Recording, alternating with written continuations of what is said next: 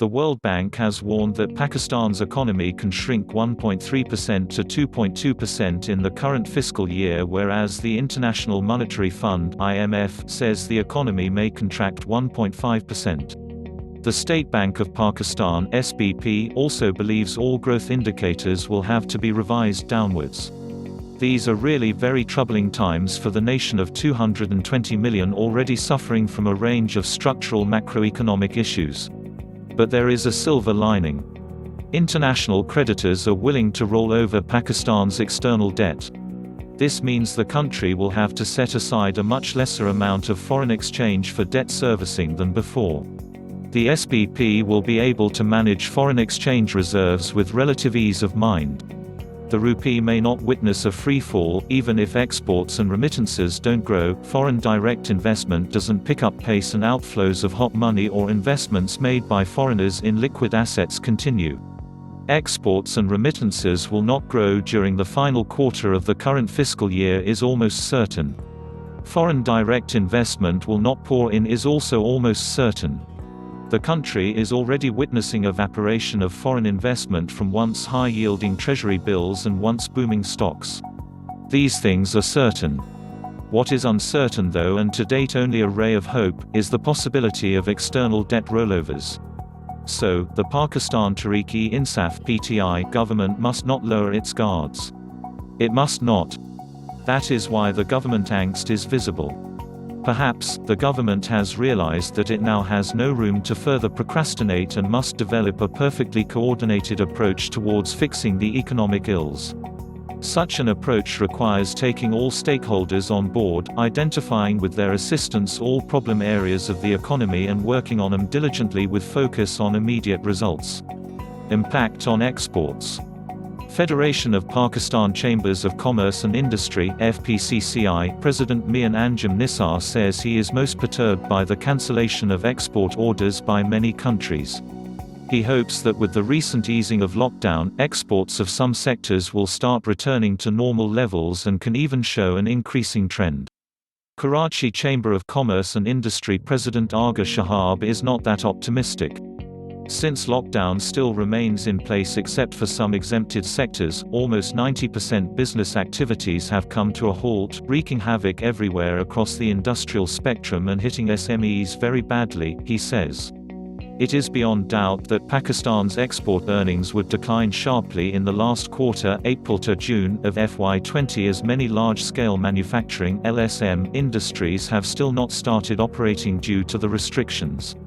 This sadly coincides with an already declining trend in LSM output.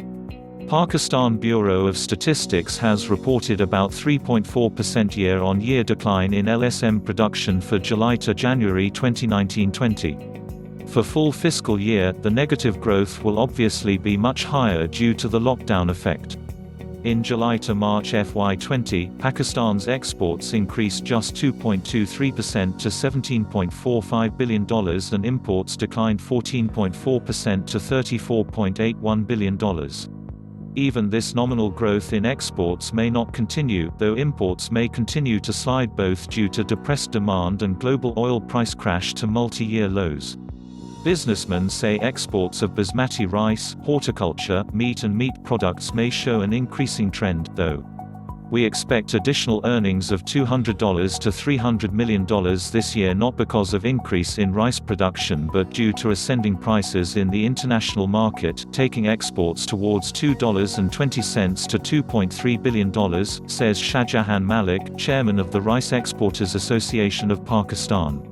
When asked about exports during the lockdown, All Pakistan Fruit and Vegetable Exporters and Importers Association patron-in-chief Abdul Wahid says in the early days of the lockdown exporters faced some difficulties regarding documentation in Indonesia and Russia. However, he acknowledges the role of Pakistani embassies there that managed to get the scanned copies of documents accepted, resulting in restart of shipments with a lag of about 90 days in payments. Pakistan's agriculture sector, which has been spared of lockdown restrictions, offers prospects for modest growth. If agriculture grows even modestly, the economic woes unleashed by COVID-19 and the ensuing lockdowns will be somewhat addressed. Policymakers need to chalk out a proper plan to absorb more jobless people in agriculture and livestock sectors, and to some extent in construction. The blanket amnesty scheme introduced for investment in the construction sector may boost activity in the sector even in the midst of lockdown. As services and manufacturing sectors have been terribly impacted, short-term export enhancement measures launched by the SBP and the government can be expected to compensate for their output loss, but only marginally. Remittances. The decline in international oil prices to multi-year lows is a blessing in disguise for Pakistan. It may bring some relief to the balance of payments. But reasons behind these plummeting prices and economic slowdown will be damaging for remittances from overseas Pakistanis. Massive layoffs of workers in Gulf countries were being reported even before the outbreak of the COVID-19 pandemic, and now joblessness at historic highs in the United States have made the inflow of remittances all the more vulnerable for Pakistan. Since 54% of remittances come from Gulf Cooperation Council (GCC) countries where more than 4 million Pakistanis live, the layoff of workers in GCC states in the post-pandemic period will deal a big blow to remittances. Media reports say over 10,000 people have already lost their jobs only in the UAE. Probably, Saudi Arabia and 4 other GCC countries too will resort to massive layoffs, as their transport, construction and services sectors have been hit hard. In case of the US, from where 15.6% of remittances come to Pakistan, the prospects are quite bleak. Some independent US policy institutes are projecting up to 16% unemployment and more than 15 million job losses this year. This will definitely reduce Pakistan's remittances from there.